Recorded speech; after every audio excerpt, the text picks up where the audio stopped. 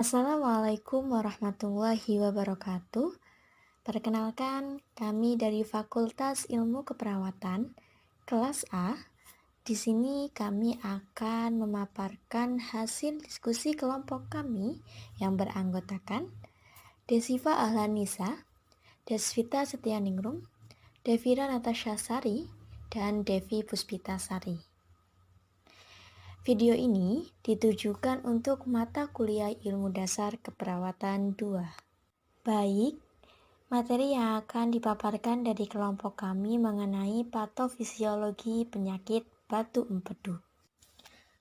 Penyakit batu empedu atau kolelithiasis adalah kondisi yang ditandai dengan sakit perut mendadak akibat terbentuknya batu di dalam kantung empedu. Penyakit batu empedu ini juga bisa terjadi di saluran empedu. Kemudian, kantung empedu adalah organ yang berukuran kecil terletak di bawah organ hati. Organ ini mampu memproduksi dan menyimpan cairan empedu yang berperan penting dalam proses pencernaan, termasuk ketika mencerna kolesterol yang terkandung di dalam makanan yang dikonsumsi. Jadi, sebagian besar batu empedu berasal dari endapan kolesterol yang akhirnya mengeras dan kemudian membentuk batu.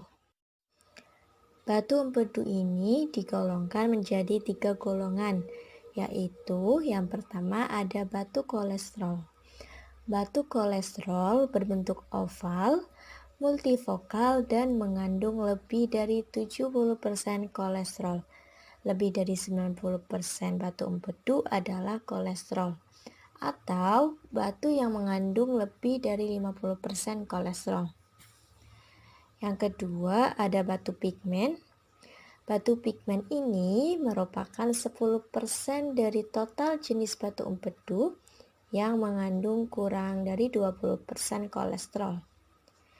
Adapun jenis-jenisnya yaitu batu pigmen kalsium bilirubinat atau yang sering dikenal dengan pigmen coklat. Dan ada batu pigmen hitam. Yang terakhir, golongannya yaitu batu campuran.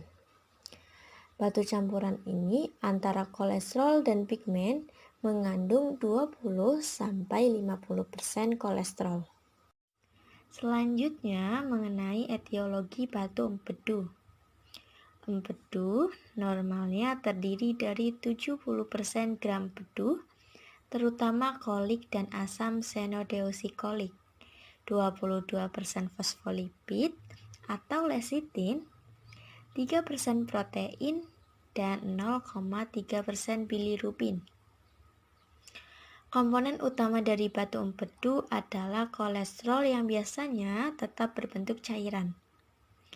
Jika cairan empedu menjadi jenuh karena kolesterol, maka kolesterol bisa menjadi tidak larut dan membentuk endapan di luar empedu.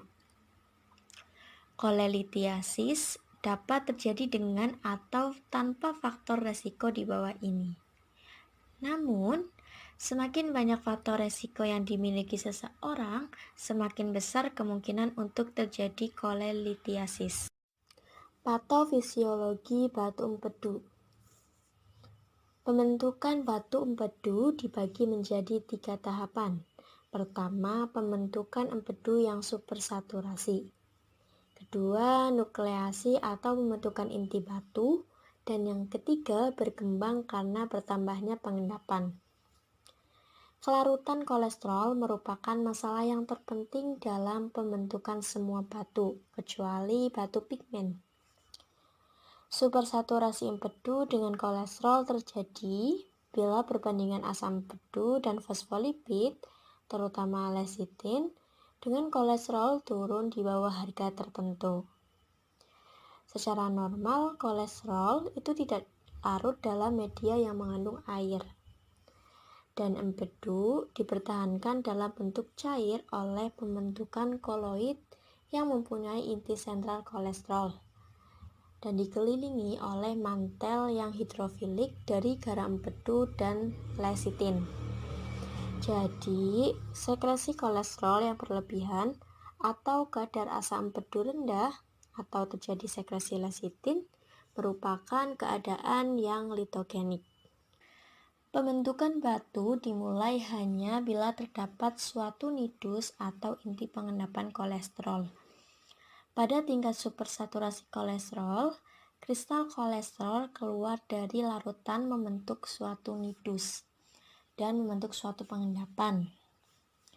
Pada tingkat saturasi yang lebih rendah, mungkin bakteri, fragmen parasit, epitel sel yang lepas, atau partikel debris yang lain diperlukan untuk dipakai sebagai benih pengkristalan.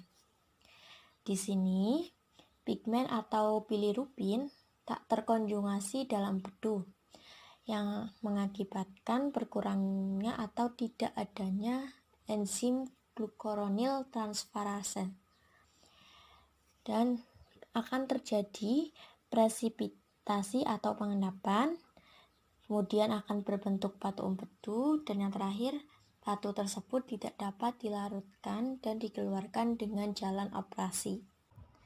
Selanjutnya, edukasi dan promosi kesehatan. Edukasi dan promosi kesehatan terkait kolelithiasis atau batu empedu meliputi etiologi, faktor resiko, penata laksanaan, serta komplikasi yang mungkin timbul. Pencegahan kolelithiasis adalah dengan melakukan pola hidup sehat, yaitu menjaga asupan makanan bergizi, melakukan aktivitas fisik rutin, dan menjaga berat badan ideal. Edukasi kepada pasien, yaitu pasien perlu diedukasi mengenai kondisi kolelithiasis saat ini, penyebab dan pilihan tata laksana. Setiap penata laksanaan perlu disampaikan secara jelas kepada pasien dan keluarganya mengenai keunggulan dan tingkat keberhasilannya.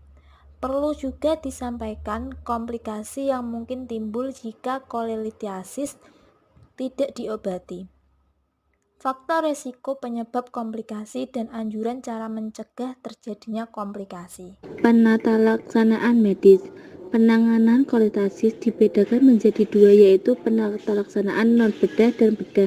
Ada juga membagi berdasarkan ada tidaknya gejala yang menyertai kolelithiasis, yaitu penata laksanaan pada kolelithiasis simptomatik dan kolelithiasis yang asimptomatik. A. Penata laksanaan non bedah. 1. Penata laksanaan pendukung dan diet. Kurang lebih 80% dari pasien-pasien inflamasi akut kandung empedu sembuh dengan istirahat, cairan infus, penghisap nasogastric, analgesik, dan antibiotik. Intervensi bedah harus ditunda sampai gejala akut mereda dan evaluasi yang lengkap dapat dilaksanakan kecuali jika pasien memburuk. Manajemen terapi. 1. Diet rendah lemak, tinggi kalori, tinggi protein. 2. Memasang pipa lambung bila terjadi distensi perut. 3. Observasi keadaan umum dan pelaksanaan vital sign. 4. Dipasang infus program cairan elektrolit dan glukosa atau mengatasi shock. 5. Memberi antibiotik sistemik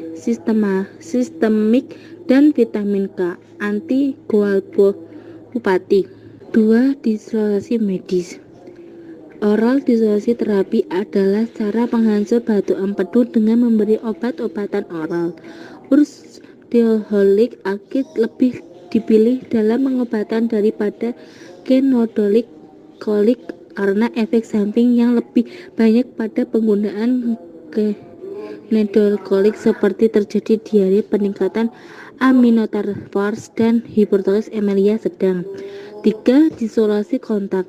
Terapi connect dissolution adalah suatu cara untuk menghancurkan batu kolesterol dengan memasukkan suatu cairan berlarut ke dalam kandung empedu melalui kateter percutaneous, melalui hepar, atau alternatif lain melalui kateter nasobiliar. Larutan yang dipakai adalah methylic terbutli eter. Larutan ini dimasukkan dengan suatu alat khusus ke dalam kandung empedu dan biasanya mampu menghancurkan batu kandung empedu dalam 24 jam. B. Penata laksanaan bedah. Penata laksanaan bedah dibagi menjadi dua. Yang pertama, kolesistektomi terbuka adalah operasi ini merupakan standar terbaik untuk penanganan pasien dengan kolelitiasis simptomatik. Adalah komplikasi yang paling bermakna yang dapat terjadi adalah cedera ductus biliaris yang terjadi pada 0-2% pasien. Angka mortalitas yang dilaporkan untuk prosedur ini kurang dari 0-5%. Indikasi yang paling umum untuk kolesistektomi adalah kolik biliaris rekuren diikuti oleh kolesistisis akut.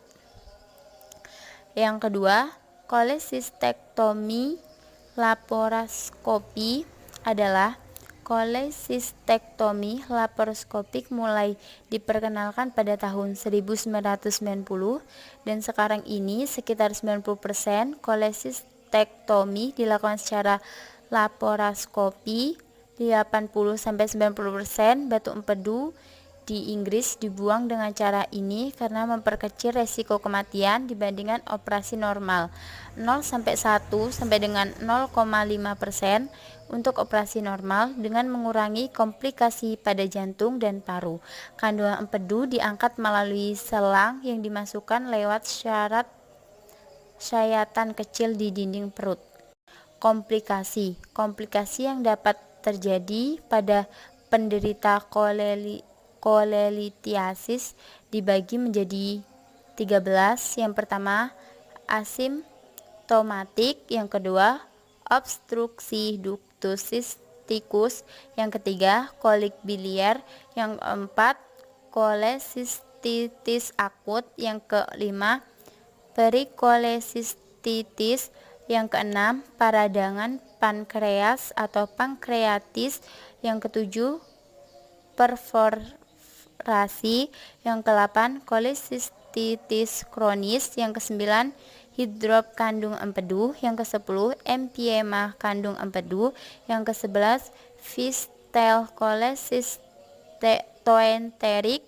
Yang ke-12, bantu empedu sekunder pada 2-6% penderita. Saluran menciut kembali dan batu empedu muncul lagi. Yang ke-13, Elius batu empedu atau Gallstone Elius. Sekian pemaparan materi dari kelompok kami. Kurang lebihnya mohon maaf. Terima kasih, semoga bisa bermanfaat untuk teman-teman. Wassalamualaikum warahmatullahi wabarakatuh.